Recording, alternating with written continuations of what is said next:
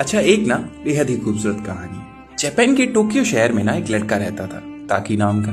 और उसी जापान के किसी गांव में एक लड़की रहती थी जिसका नाम मित्सुआ था। लेकिन एक दिन ना अचानक से न जाने कहां से ये दोनों आपस में शरीर बदलने लगे। यानी मित्सुआ की आत्मा ताकी के शरीर में और ताकी की आत्मा मित्सुआ के शरीर में। अब ये कोई साजिश थी या फिर प्रकृति की कोई शरारत? जवाब थोड़ा सा मुश्किल है। कई दिनों के बाद ना जब उन्हें ये पता चला कि वो जब सोते हैं तो उनका शरीर किसी अनजान से बदल जाता है। वो सोते यहाँ है और जागते किसी और के शरीर में। और फिर दोनों ही के मन में सिर्फ एक सवाल, क्या आखिर तुम्हारा नाम क्या है, तुम हो कौन?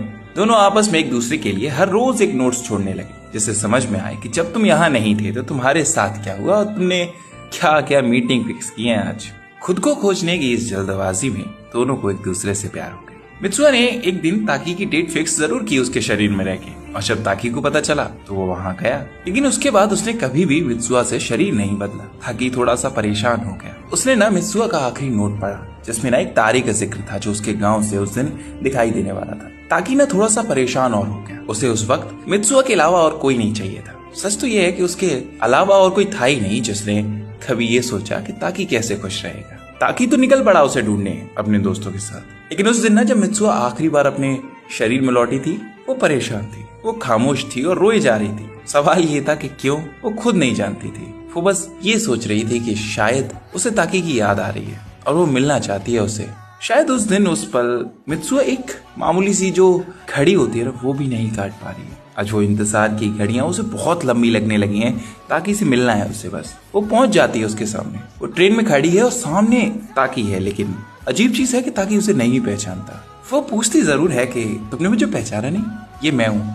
मगर ताकी फिर भी कहता है कि सॉरी, मैं आपको नहीं जानता। मित्सुआ ने अपनी जिंदगी में ना पहली बार जाना था कि प्यार किसे कहते हैं और वो जब होता है तो क्या महसूस होता है। और आज उसे ये महसूस हो रहा है कि ये प्यार आखिर होता ही क्यों है। वो आंखों में आंसू लिए है और जब भीड़ दो टुकड़ों में बट के ट्रेन रुक जाती है तो ताकि अचानक से कुछ महसूस करता है और पूछता है कि तुम्हारा नाम क्या है। तो वो अपनी बालों में बंधी रिबन उसे देकर कहती है कि मुझे भूलना मत, मेरा नाम मित्सुआ है। कुछ लोगों को ना हमेशा लगता है कि वो प्यार करे जाने के कभी काबिल हैं ही नहीं और बन भी नहीं सकते। शायद इसलिए वो हमेशा अकेले में रहना पसंद करते हैं, हर रास्ता बंद करना पसंद करते हैं दूसरों के लिए। और जब उनकी जिंदगी में कोई मित्सुआ जैसा आए तो वो जिंदगी की उम्मीद होती है जीने की। मतलब सीधा सा है, ताकि सिर्फ मित्सुआ को ढूंढने नहीं गया था, वो अपनी जिंदगी की उस उम्मीद को भी ढूंढने गया था जो जीने के लिए जरूरी होती है, जिसमें खुशियां, एक नए सूरज की आस और अपनेपन का एहसास होता है। उसे ढूंढना था और ढूंढते ढूंढते ये पता चला कि जिस गांव की तस्वीर उसने अपनी यादों में से बनाई थी ना, उस गांव का नाम इतोमोरी है। और ये आज से 3 साल पहले धूमकेतु गिरने की वजह से बर्बाद हो गया, यानी कि 2013 में। वो हैरान हो जाता है क्योंकि अभी से चंद हफ्ते पहले ही उसने आखिरी बार मित्सुआ से शरीर बदला था। वो उस धूमकेतु से मरने वाले सभी लोगों के नाम का डाटा देखता है जिसमें मित्सुआ का भी नाम होता है। वो अपने फोन में सभी नोट्स चेक करता है जो मित्सुआ ने उसके लिए छोड़े थे उस वक्त, लेकिन अब वहां कोई भी नोट नहीं है। ताकि परेशान ही नहीं होता, बहुत ज्यादा हैरान होता है और मानो उसे ये सब जितना कुछ हुआ ये सिर्फ एक सपना लगता है। लेकिन एक सवाल जब पूछा जाता है कि उसकी कलाई पे बंधा हुआ ये बैंड ये क्या है, तो वो जवाब देता है कि 2013 में मैं किसी लड़की से मिला था, लेकिन मैं नहीं जानता था उसे, उसने मुझे ये दिया था। ताकि को एहसास होता है कि शायद हो ना हो ये कहानी अभी तो खत्म नहीं हुई है। वो अपने दोस्तों को छोड़ के शरीन के मंदिर जाने का फैसला करता है जहाँ वो तब गया था जब वो मित्सुआ के शरीर में था। ये मित्सुआ के पूर्वजों का पुराना मंदिर था। वो वहां जाता है और उससे वहां वो एहसास होता है कि ये जो भी था ये सपना नहीं था, ये 2 समय रेखाओं से बनी गई एक कहानी थी। ताकि 2016 में और मित्सुआ 2013 में ये सिर्फ शरीर नहीं बदल रहे थे बल्कि ये वक्त भी बदल रहे थे। लेकिन ताकि ने जैसे वहां पड़े ड्रिंक में से एक ढक्कन पीता है तो वो शरीर बदलता है फिर से एक बार मित्सुआ के साथ। लेकिन उससे पहले उसे ये याद आता है कि 2013 में जो लड़की उससे मिलने आई थी वो मित्सुआ ही थी।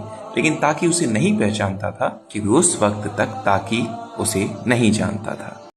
आज ना आखिरी बार ताकि ने मित्सुआ के साथ शरीर बदला, मगर इस बार ना वो हैरान नहीं है, वो बेहद ही खुश है। एक बार फिर से मित्सुआ को जिंदा देख के, एक बार उसे फिर से अपनी जिंदगी में वापस देख के। लेकिन अब भी काम पूरा हुआ नहीं है। ये 2013 का वही दिन है जब कॉमेट उसके गांव पे गिरेगा और पूरे गांव के लोगों की जिंदगियां आज खत्म हो जाएंगी। ताकि उन्हें बचाना चाहता है हर कीमत पे, लेकिन कैसे? फिर वो सोचता है कि शायद अगर मैं यहाँ हूँ तो मित्सुआ मेरे शरीर में होगी, जो कि 2016 पे है। वो भाग के श्रीन के मंदिर जाता है। समय रेखाओं में अंतर जरूर है मगर विश्वास में नहीं। दूसरी तरफ जो मित्सुआ ताकी के शरीर में है, वो अपने गांव की हालत ऊपर से देखती है तो समझ जाती है कि ये वही धूमकेतु है जो 2 हिस्सों में बट के हमारे गांव पे गिरा था। यानी कि वो उस समय रेखा में अब एग्जिस्ट ही नहीं करती, उसकी मौत हो चुकी है। लेकिन अचानक से उसे ताकी की आवाज सुनाई देती है।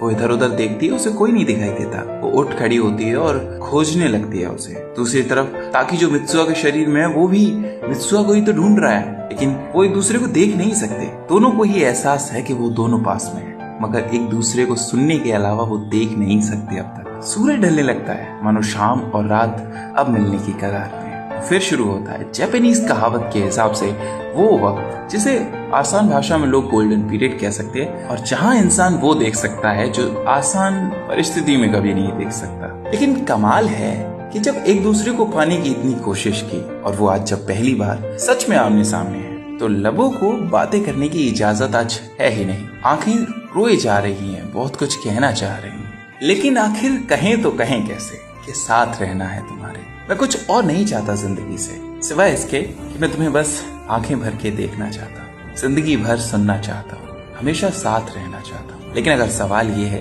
कि मैं तुम्हें प्यार क्यों करता हूँ, तो पता नहीं, बस कुछ है जो महसूस होता है।